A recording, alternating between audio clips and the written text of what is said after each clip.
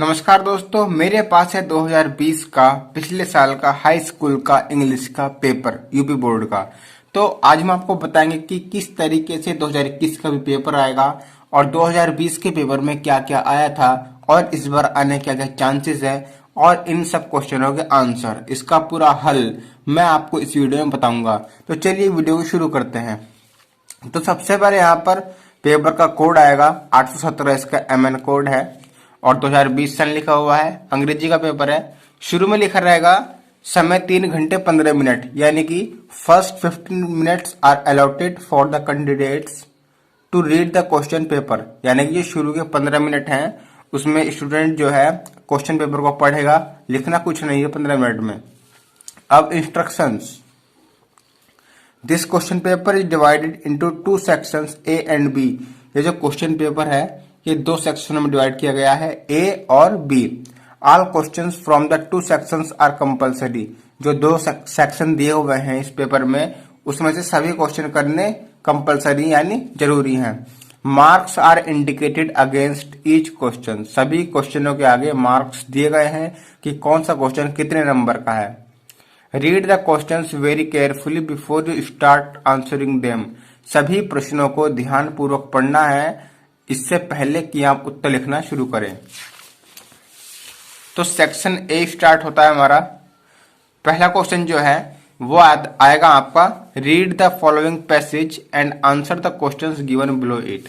तो ये एक पैसेज दिया हुआ है, ये देखिए यहां से लेकर यहां तक का एक पैसेज दिया हुआ है और ये यहाँ 2 क्वेश्चन दिए हुए हैं। तो जो ये 2 क्वेश्चन है इनके आंसर आपको इसमें से ही छांट के लिखने हैं। ये जो पैसेज आएगा ये आपका प्रोज में से आएगा, प्रोज में से आपका ये पैसेज आएगा और 2 क्वेश्चन दिए होंगे, आपको इनमें छांट के लिखना है। तो write the name of the lesson from which the above passage has been taken, who is the author of the lesson. जो इस पैसेज में लाइन दी हुई है वो कौन से पार्ट से ली गई है उस पार्ट का नाम लिखना है और उस पार्ट के लेखक का नाम भी लिखना है। ये इस क्वेश्चन में पूछा गया है। तो मेरे पास इसका संपूर्ण हल है, पेज नंबर 12 है। ये देखिए 2021 का मॉडल है, मैं लिख चुका हूं इसमें पेज नंबर 12। ये देखिए ये वाला आया हुआ है, एंड ऑल्दो, ये एंड ऑल्दो आई है और सी है। देखिए यहाँ पर दे रखा है 2020 MN मतलब इसका ही हल है ये, आप देख सकते हैं यहाँ पर MN। तो इसमें हमसे पूछा गया था right the name of the lesson and author. तो इसका नेम है द गंगा, आपको आंसर ऐसा लिखना है। फर्स्ट लिखोगे आप name of the lesson the Ganga और फिर name of the author Pandit Jawaharlal Nehru. बस 2 नंबर आप ही लिख लोगे तो यहाँ आपका आंसर पक्का हो जाएगा। फिर दूसरा क्वेश्चन था what does the author want to India. ये है what does the author want to India to get rid herself of. तो इसका आंसर आपको लिखना है the author wants India to get rid herself of all shackles that bind and constrain her and prevent the free development of body and spirit of her people. आप इतना दूसरा answer लिख लेते हो, आपने इसी में छांट के लिखना है, ये कहीं से अलग नहीं लिखना।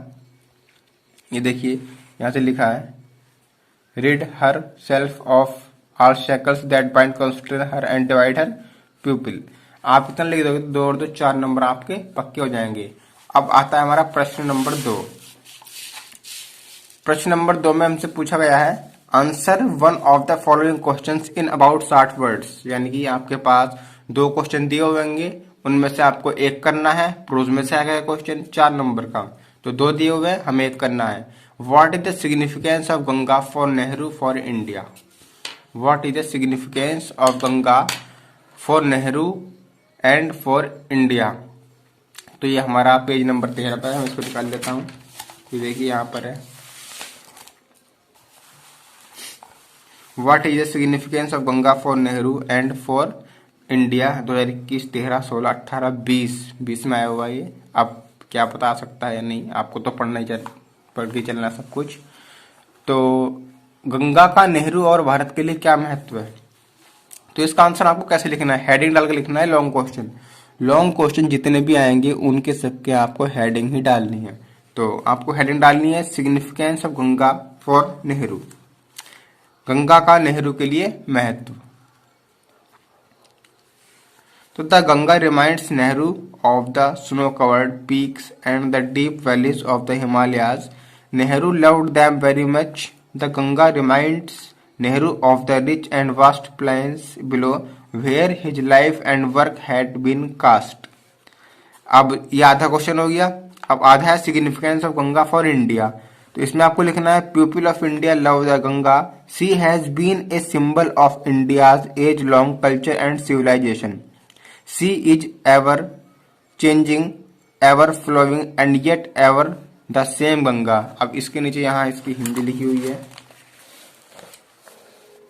ये गंगा का नेहरू के लिए महत्व, इसका हिंदी और ये इसकी हिंदी. आप इसको स्क्रीनशॉट ले सकते हैं, बाद में आप पढ़ लेना. अब हम पढ़ते हैं इसका सेकंड पार्ट है. Who was Sukrat, what was he accused of. सुकरात कौन था और उस पर क्या दोष लगा था, किस चीज का आरोपी था. तो ये हमारा पेज नंबर 17 पे है. पेज नंबर 17 में निकालता हूं.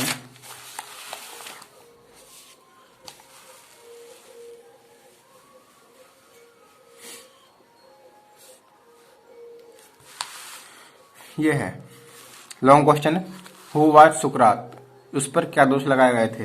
तो सुकरात was a famous teacher and philosopher of Greek. सुकरात जो है वो यूनान का प्रसिद्ध शिक्षक और दार्शनिक था. He did not respect the gods of Greek. He did not respect the gods of Greek. He taught that man's own mind influenced his conduct more than the gods. Socrates did not appreciate sacrifice to Athens. He said that there were higher and nobler deeds than making sacrifice to Athens and other goods of Greece. तो आपको ये लिख देना है इसके दो जो लगाए गए थे. Socrates taught his followers to use reason to what is right and noble. Many people thought that he was leading the young astray. By questioning, he filled their minds with doubt. ये इसका answer है. इसका हिंदी में, ये English में था, हिंदी में आपको हिंदी में समझ के इंग्लिश में लिखना है, हिंदी आपको नहीं लिखनी है. फिर आता है हमारा क्वेश्चन नंबर 3. इसमें पूछा है answer 2 of the following questions in about 25 words. यानी कि 3 क्वेश्चन दिए होंगे आपको ABC. इनमें से आपको 2 क्वेश्चन करने हैं 25 वर्ड्स में. ज्यादा नहीं लिखना, सिर्फ 25 वर्ड्स में लिखना है. 2 और 2 4 नंबर के दोनों क्वेश्चन है ये. तो पहला है why had Yama taken the form of Yaksha. Yama ने यक्ष का रूप धारण क्यों किया था. तो इसका आंसर हम देख लेते हैं. पेज नंबर 6 पर मिलेगा. ये है who was Yaksha and why had Yama taken the form of Yaksha. जैसा क्वेश्चन है. तो यक्ष वाज यम इन डिस्गाइज. यक्ष जो है वो वास्तव में यक्ष ही यम ही यक्ष के रूप में आए थे. Yama is the lord of death. Yama जो थे वो मृत्यु के देवता हैं. यम वांटेड टू सी. यम इसलिए आए थे क्योंकि वे युधिष्ठिर को देखना चाहते थे और परखना चाहते थे. तो Yudhishthira wanted to see Yudhishthira. Yama wanted to see Yudhishthira and test him. अब ये उसके क्वेश्चन है जो उसने क्वेश्चन पूछे थे. हिज क्वेश्चन यहाँ पर देखिए. क्वेश्चन तो लगभग 14 क्वेश्चन पूछे थे. तो आपको लिख देना है जो आपको अच्छा लगे. जैसे क्वेश्चन है what rescues man in danger. By the study of which science does man become wise.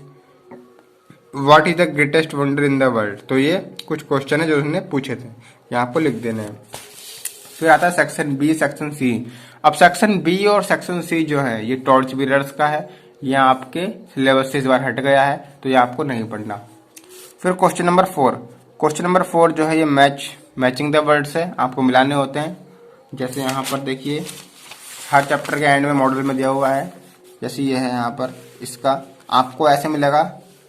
ये इधर दिए होंगे लिस्ट A लिस्ट B. आपको इससे मैच करके लिखना है. जैसे विजडम का इसमें से क्या होता है, विजडम के इसमें से कौन सा मीनिंग होता है, प्रूडेंस. तो आपको फिटनेस सिस्टम के आगे प्रूडेंस से ये तो मैच कर देना है, इससे मिलान कर देना है, या इसके आगे तीर लगा के लिख देना है. लिखा है. तो ये हमारा क्वेश्चन नंबर 4 इस तरीके से पूरा हो जाएगा. फिर आता है हमारा क्वेश्चन नंबर 5. क्वेश्चन नंबर 5 में हमसे पूछा है read the following lines of poetry and answer the questions given below it. यानी कि ये आपकी किताब की जो पोएट्री है उनमें से आपको 4 लाइन दी हुई है और ये क्वेश्चन आपको इसमें से आंसर छांट के लिखने हैं. पहला question title of the poem, यानी पोएम का नाम क्या है और पोएट कौन है, इसके राइटर कौन है. तो 2 नंबर में आएगा लेकिन जो ये पोएम थी इस बार आपके सिलेबस से निकल गई है, ए नेशन बिल्डर्स थी है, इस बार नहीं आएगी, तो ये आपको नहीं पढ़नी।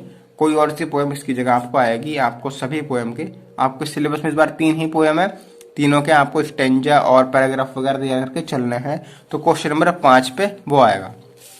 Question number 6, give the central idea of one of the following poem. Central idea मतलब पोएम का केंद्रीय भाव, यानी कि कविता का जो है हिंदी में सारांश आप लिख सकते हो, कवि इसमें क्या कहना चाहता है, क्या बताया गया है और इससे हमें क्या सीख मिलती है।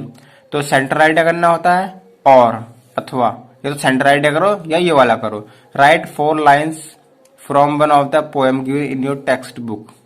आपकी किताब में कोई 4 लाइन की पोएम आपको याद करके लिखनी है।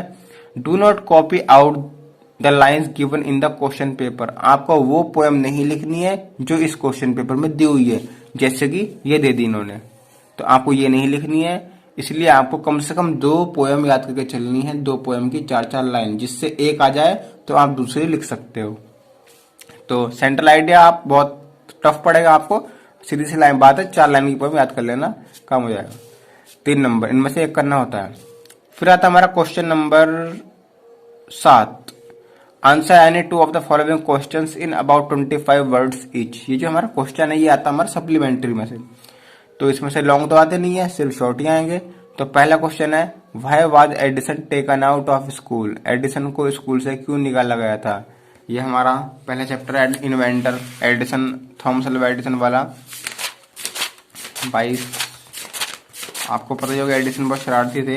ये देखिए यहाँ पर दिया हुआ है इसका answer, why was Edison taken out from school. Edison को स्कूल से क्यों निकाला गया था। When Edison asked his teacher at school. जब एडिसन ने अपनी टीचर से पूछा, but kites have no wings. परंतु पतंग के पंख नहीं होते, फिर भी हम उन्हें उड़ा सकते हैं, ऐसा क्यों। तो फिर सभी बॉय उन पर हंसने लगे। All the other boys laughed at the teacher thought Edison was stupid and naughty. उन्होंने सोचा कि, टीचर ने सोचा कि एडिसन जो है मूर्ख और शरारती है। She asked Edison to take him out of school. तो एडिसन को कहा गया कि अपने घर जाओ और अपने माता पिता को बुला कर लाओ, इसलिए उन्हें स्कूल से निकाला गया। फिर सेकंड क्वेश्चन था, what did the angel asked the king to before sitting on the throne. ये सेकंड चैप्टर हमारा विक्रमादित्य का। सी निकल गया इस बार सिलेबस से। अगला क्वेश्चन हमारा 8, पॉइंट ट्रू और falls in the following statements. यह आपका इसी में से आएगा, सप्लीमेंट्री में से। एडिसन और विक्रमादित्य वाले में से 2 ही पार्ट है, इन्हीं में से आना है ट्रू फॉल्स। तो पहला, Jesse Owens had his eye speciality on long jump. ये सिलेबस से निकल गया इस बार। Edison was born in Canada. Edison जो है कनाडा में बोर्न हुए थे। एडिसन कनाडा में बोर्न नहीं हुए थे, एडिसन बोर्न हुए थे अमेरिका में। तो आपको ये जो है फॉल्स हो जाएगा। एडिसन वाज बोर्न इन,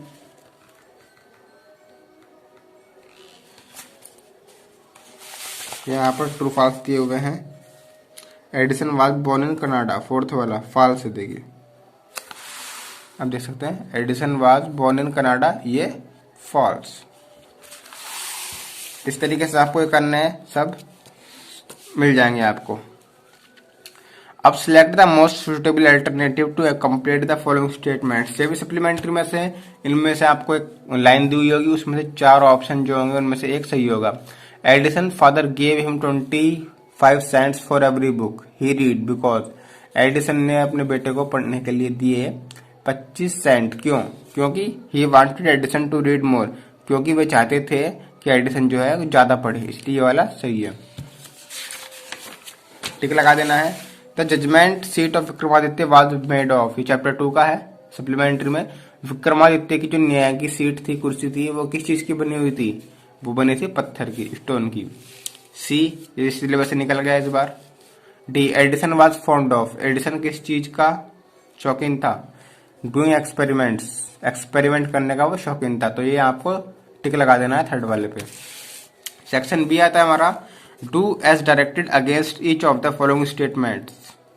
आपको इसी तरीके से आएगा एग्जाम में। फर्स्ट एक सेंटेंस आएगा उल्टे सीधे क्रम में, gave him the father poor 500 rupees treatment for. तो आपको इसको सही करके लिखना है, इसका सब्जेक्ट की जगह, ऑब्जेक्ट की जगह। तो ये हमारा पेज नंबर 27 पर है। ये देखिए, यह है gave him the father poor 500 treatment rupees for. तो आपको इसकी रीऑर्डरिंग करके लिख देनी है। इसकी रीऑर्डरिंग क्या होगी? Father gave the poor, father कहाँ गया,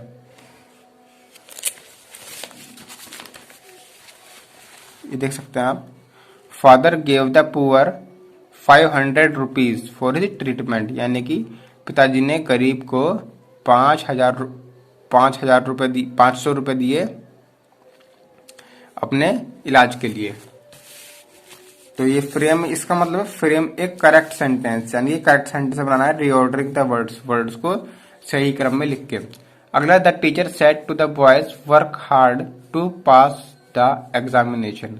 तो ये आपका इनडायरेक्ट है। अब यहाँ पर क्या है, देखिए कॉमा इनवर्टेड कॉमा में वर्क हार्ड, यानी कि सलाह दी गई है, टीचर ने स्टूडेंट से कहा है कि कठिन परिश्रम करो एग्जाम को पास करने के लिए। तो the teacher advised the boys to work hard to pass the examination, यानी कि सेट टू की जगह एडवाइज्ड, कॉमा इनवर्टेड कॉमा की जगह टू, और बाकी सेम ऐसा ही लिखना है यहाँ तक।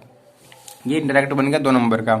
अब अगला क्वेश्चन आता है आपका चेंज ऑफ सेंटेंस। जैसे डू यू हेल्प मी, तो इसको आप पैसिव में भी लिखवा सकता है वो कह सकता है कि इसको निगेटिव में बनाओ, इसका इंटरोगेटिव में चेंज करो, इसको प्रेजेंट इंडेफिनिट में चेंज करो, पास्ट इंडेफिनिट में करो, फ्यूचर इंडेफिनिट में करो, कुछ भी आपको चेंज करवा सकता है। तो ये पूछा गया है do you help me, change into passive voice.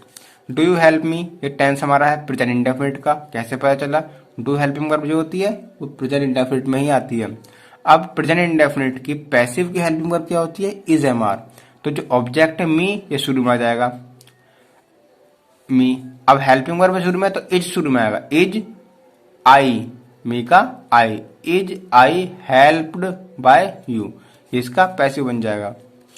He was punished for making a noise, यहां आ जाएगा मेकिंग। अब यहां पर है चूज द करेक्ट प्रीपोजिशन, यहां पर प्रीपोजिशन बननी है I am proud of my son, मैं अपने पुत्र पर गर्व करता हूं। प्रीपोजिशन आएगी 2 नंबर की। अब फिर आएगा आपका 20 पार्ट इसमें। कंप्लीट द फॉलोइंग सेंटेंस, जैसे है can you tell me where, आगे पूरा करना है। Can you tell me where are you going, क्या तुम मुझे बता सकते हो कि आप कहाँ जा रहे हो? तो वेयर आर यू गोइंग, कुछ भी लिख सकते हो आप। अगला complete the spelling of the following testing, ये आधे नंबर की एक आएंगी 2, तो 1 नंबर की हो जाएगी। यहाँ पे आएगा नेबर, NEIGHBOUR। यहाँ पर टंग, TONGUE, टंग मीन्स जीभ, नेबर मीन्स पड़ोसी। अगला पंक्चुएट द फॉलोइंग, यहाँ पे इसका काम आपको पंक्चुएट करना है। तो यहाँ पर देख सकते हैं आप, I said to my father, I said to my mother. अब जहाँ पर आपको लगना है, जहाँ पर कॉमा नहीं है, इन्वर्टेड कॉमा नहीं है, फुल स्टॉप नहीं है, सब आपको लगाना है इसमें। अब शुरू में हम कुछ वर्ड लिखते हैं तो वो बड़ा बनाते हैं, और आई तो हमेशा बड़ा बनता ही है। तो आपको क्या करना है, आई बड़ा लिख देना है, आई, फिर सेड टू माई मदर, ऐसा ही। अब देखिए मदर के बाद सीधे हेल्पिंग वर्ब है, कोई इसमें कॉमा नहीं है तो इसमें कॉमा आएगा, कोई कंजक्शन भी नहीं है तो कॉमा आएगा। I said to my mother comma inverted comma, ये बन गया हमारा इनडायरेक्ट। विल, डब्ल्यू बड़ा बनेगा, will you give me 500 rupees as I wish to buy a new dress, फिर क्वेश्चन मार्क आएगा और आई बड़ा बनेगा, ठीक है, और इन्वर्टेड कॉमा यहाँ पे बंद हो जाएगा। ये 2 नंबर का। अब अगला है translate the following into English, इसके आपको ट्रांसलेशन करनी है, इसको आपको हिंदी में लिख देना है। हमारा देश तेजी से उन्नति कर रहा है, our country is progressing fastly, यह एक प्रगतिशील देश है, it is a developing country. जनसंख्या और बढ़ती कीमतें बड़ी समस्याएं हैं। जनसंख्या, population and increasing costs are the big problems, यदि हम इन्हें नियंत्रित कर लें तो हमारा देश महान बन सकता है। तो ये आपको इसकी ट्रांसलेशन बना देनी है। फिर आता है question number 44, write an application to the principal of your college to provide the facility of evening games. आपको अपने प्रिंसिपल को एक एप्लीकेशन लिखनी है, उसमें जो शाम के समय खेल होते हैं उसमें सुविधा प्रोवाइड करवाने के लिए आपसे आपको कहना है एप्लीकेशन में। और देखिए क्या लिखा, do not right your roll number and name, अपना नेम और रोल नंबर एप्लीकेशन पर नहीं लिखना है, सिर्फ योर ऑब्विडेंटली में XYZ लिख देना है। तो 4 नंबर का ही आएगा और एस से। तो एप्लीकेशन देखो आप कौन सी आई है, पेज नंबर 44 पे मैं दिखाता हूँ आपको। अगर आपको डाउट है जो आपको समझ में नहीं आया तो कमेंट कर देना, मैं आपको रिप्लाई कर दूंगा। 44 पेज नंबर पर देखिए आई है application. Write an application to the principal of your college to provide the facility of evening games. तो आपको क्या लिखना है, the principal, to the principal, अपने कॉलेज का नाम लिख देना है, पता, और फिर यहाँ पर आपको लिखना है sir. Sir, I am say that many of our students are eager to play various games after college hours. We already have grounds for football and hockey, so on behalf of all classmates I request you to make regular arrangement of evening games. The PT sir will make necessary arrangements with your kind permission. Thanking you। तो आपको thanking लिख कर your ऑब्विडेंटली अपना नाम नहीं लिखना है, इन्होंने नाम लिख दिया है, ठीक है। आपको लिखना है XYZ। और ये और में आएगा लेटर, 4 नंबर का ये है और 4 का ही लेटर है। तो और में या तो आपको ये करना है एप्लीकेशन, ये करना होता है। तो आपको एक करना होता है, write letter to your friend inviting him her to attend your birthday party. आपको अपने मित्र को एक पत्र लिखना है, उसमें आपको उन्हें अपने बर्थडे पार्टी के लिए इनवाइट करना है। तो इसमें भी अपना नाम और पता नहीं लिखना है। पेज नंबर 42 पे ये भी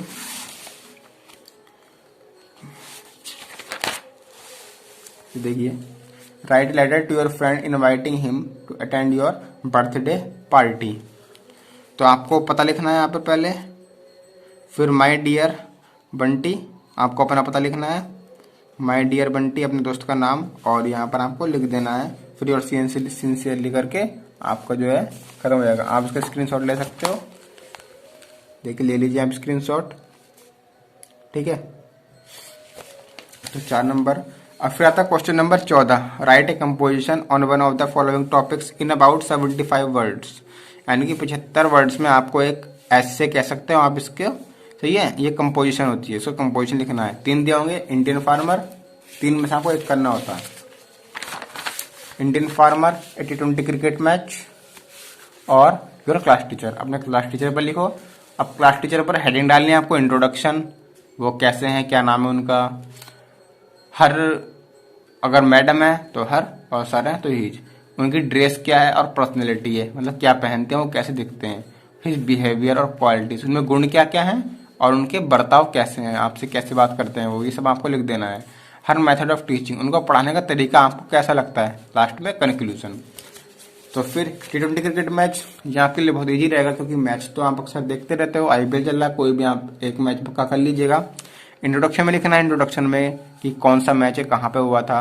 अब नंबर ऑफ टीम्स, कितनी टीम थी मैच में। नंबर ऑफ प्लेयर्स, एक प्लेयर्स, प्रत्येक टीम में कौन कौन से प्लेयर्स थे, आपको प्लेयर्स के नाम लिख देना चाहे तो आप। रूल्स एंड लिमिटेशंस, रूल्स क्या क्या थे क्रिकेट के। Role of batsman and fielders in a match, यानी कि सबसे ज्यादा रन किसने मारे और फील्डर ने क्या कैच किसने पकड़ी, ये सब आपको लिख देना है। और बाद में कंक्लूजन, कौन जीता कौन हारा, मैन ऑफ द मैच किसे मिला, ये सब आपको लिख देना है। तो आपको ये मिल जाएगा। अब ये फार्मर कैसे है, इंट्रोडक्शन फार्मर के बारे में, उसकी ड्रेस, उसके कपड़े, उसकी एजुकेशन कितना पढ़ा है वो, और चेंज इन हिज लाइफ, आपकी जिंदगी, उसकी जिंदगी में क्या लाइफ आया, तो ये आपको ऐसे लिख देना है। तो फिर ये हो गया हमारा क्वेश्चन नंबर 14। क्वेश्चन नंबर 15 आपका आएगा एक अनसीन पैसेज, ऐसा पैसेज जो आपने आज तक नहीं पढ़ा हो, और इसमें से आपको पढ़ के इसका अर्थ निकाल के मन मन में हिंदी में इसका आंसर लिख देना है। ये देखिए 2 क्वेश्चन दिए हुए, how has television changed people's live, television ने लोगों की जिंदगी को कैसे बदला है, इसका आंसर आपको लिख देना है पीछे छाट के, ठीक है। 2 क्वेश्चन 3-3 नंबर के आएंगे। तो ये था हमारा इंग्लिश का 2020 का पेपर। और भी हर सब्जेक्ट की वीडियोस पाने के लिए यूपी बोर्ड की, खासकर हाई स्कूल और इंटर के लिए हम आपकी तैयारी ऑनलाइन कराते रहेंगे। और आपको अगर वीडियो अच्छी लगी हो तो वीडियो को लाइक कर देना, अपने दोस्तों के साथ शेयर कर दो, और आप इस चैनल को सब्सक्राइब करके बेल आइकन प्रेस कर लीजिएगा, जिससे हमारी जल्दी वीडियो आपको तुरंत मिल जाए। जैसे हम वीडियो अपलोड करें तो आपके पास तुरंत पहुंच जाएगी। मिलते हैं अगली वीडियो में एक और अच्छी वीडियो के साथ, जो आपके लिए कामगार साबित हो सकती है। Thank you. जय हिंद।